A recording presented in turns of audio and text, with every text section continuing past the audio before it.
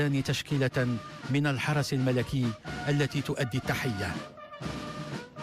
وتقدم للسلام على فخامة الرئيس بول كاغامي رئيس الحكومة ورئيس مجلس النواب ورئيس مجلس المستشارين ومستشار صاحب الجلالة وأعضاء الحكومة والرئيس الأول لمحكمة النقد والوكيل العام للمملكة لدى محكمة النقد ورئيس المجلس الدستوري ورئيس المجلس الأعلى للحسابات ورؤساء المجالس الدستورية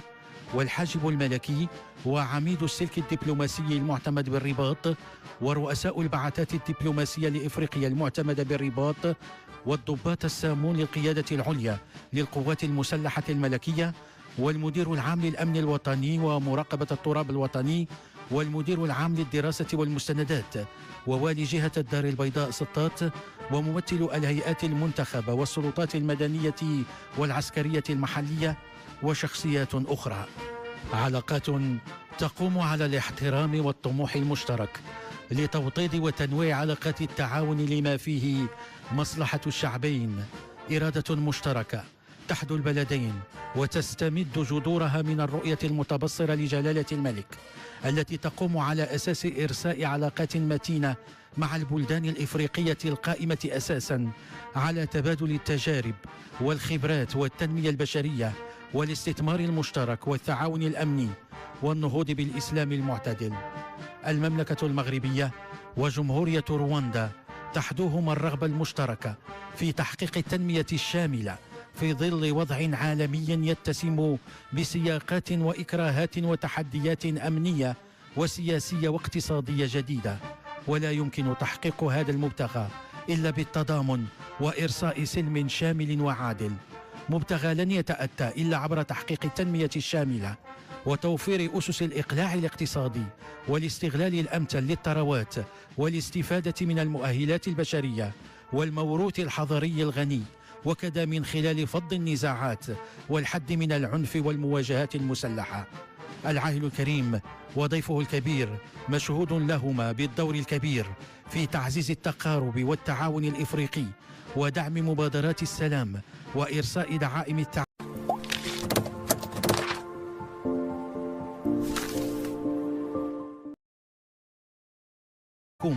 والرئيس الأول لمحكمة النقد والوكيل العام للمملكة لدى محكمة النقد ورئيس المجلس الدستوري ورئيس المجلس الأعلى للحسابات ورؤساء المجالس الدستورية والحاجب الملكي وعميد السلك الدبلوماسي المعتمد بالرباط ورؤساء البعثات الدبلوماسية لإفريقيا المعتمدة بالرباط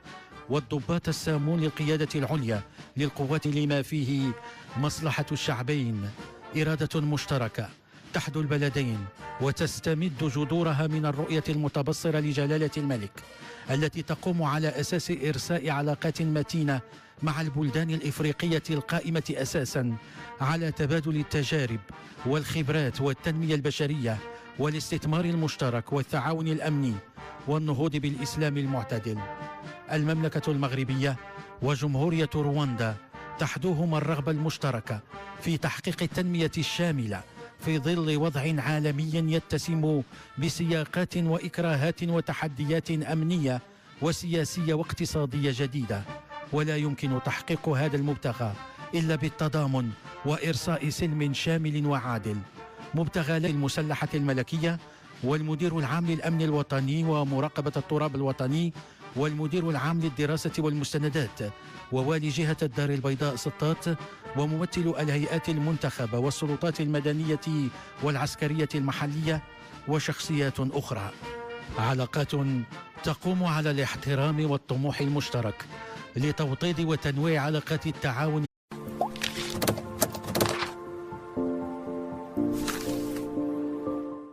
يريدان تشكيلة من الحرس الملكي التي تؤدي التحية. وتقدم للسلام على فخامة الرئيس بول كاغامي رئيس الحكومة ورئيس مجلس النواب ورئيس مجلس المستشارين ومستشار صاحب الجلالة وأعضاء الحكومة